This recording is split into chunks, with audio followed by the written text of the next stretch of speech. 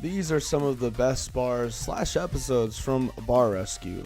Guys, I know you've been waiting to see this episode, so let's go ahead and get right into it. Welcome back to the video, guys. Make sure if you do enjoy this type of content and you love Bar Rescue to leave a huge thumbs up on it. Also, make sure to subscribe, as it does greatly help us out tremendously.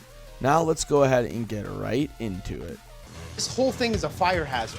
One spark, this goes up in flames. Oh. First up, we have Bromancing the Stone. This is from Season 4, Episode 15. In the Coconut Grove area of Miami, beloved sandbar, Taffer, by the way, little side note, loves sandbars, becomes obsolete as yuppie millennials and affluent baby boomers take the area over. You'd think with this amount of wealth, and also youth, you'd have a booming business for many years. However, a beach-themed crap hole with ripped seats, plastic cup cocktails, and years worth of spilled Red Bull on the beer is best known for serving fish tacos and huge burritos that nobody remembers eating. So it only makes sense that Taffer would turn it into a sophisticated Asian fusion place that served a raw meat to be cooked on a hot rock.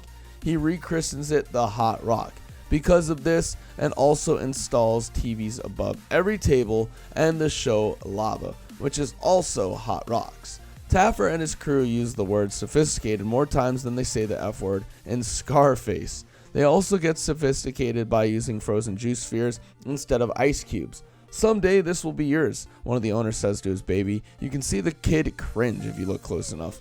I mean, to be honest, this bar was destined to fail from the start, but it looked like Taffer did a pretty darn good job in saving it, and did a really good job, I think, in my opinion, on doing the best opportunity that he could do.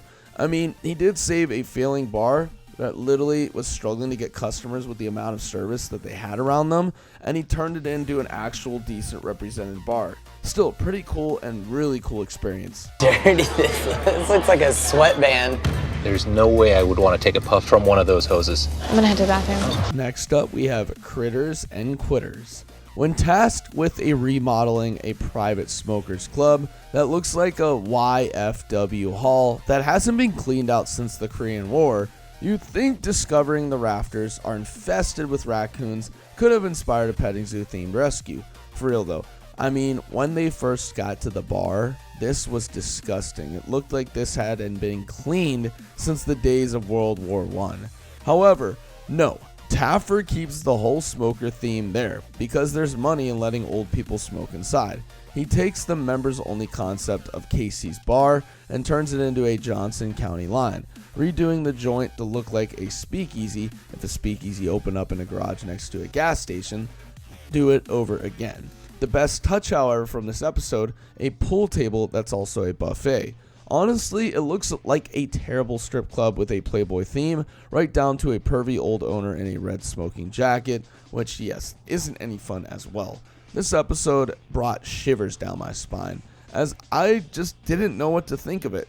I didn't know what they were trying to get at in this bar, and I'm not sure if it's open to this day. Still though, one of my favorite episodes of all time was this one, and I think this was one of the best bars they ever ended up rescuing, so I decided to include it on my list. Still though, any bar that includes smoking, you need to keep this type of theme there, and it's not going to turn off or deter a lot of other, younger generation people. Even if they do smoke or they hate it, it's going to bring in a large diverse crowd, as you can have a section for smoking, which is usually no bigger than the one for non-smokers because you want to attract those people. There's a majority of more non-smokers out there, but still, you have to at least be inviting to everyone, and I think this bar did a good job of that, as Taffer ended up saving it.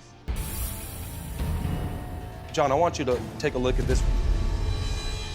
You guys have drains, you guys have flies and stuff coming out of these drains, okay? Lastly, we have I Smell a Rat. Oasis is Omaha's hottest hookah bar, and it looks like the caterpillar from Alice in Wonderland decided to get off his mushroom and set up a vomit-covered bar in his mom's rat-infested basement. Taffer quickly realizes that the good folks of Nebraska aren't exactly the prime hookah crowd, even when it's run by an apparent stock collection of 90s stoner stereotypes. But what they do need, don't you know, you guys should know this, is a classy Moroccan-themed mixology bar. And Taffer ends up bringing that into the nightclub and it ditches the pipes in favors of a shareable punch bowl cocktails with a bunch of straws made to look like a community hookah, which is really cool playing into the restaurant's theme. They also hang a bunch of rugs on the wall because that's what Moroccans would do, and Taffer replaces the furniture when he finds semen on the couch. That was probably a strong idea, in his opinion. He ended up saving this bar, and they actually did $100,000 in the first month after he left. Pretty impressive for a completely crap bar. Taffer is known for saving bars, but Bar Rescue is known for having some pretty good episodes, and I thought these were some of the best bar rescue bars of all time. Let me know in the comment section down below if I missed any. I would love to hear your guys' opinions. Guys, I'm signing off. I will see you guys later.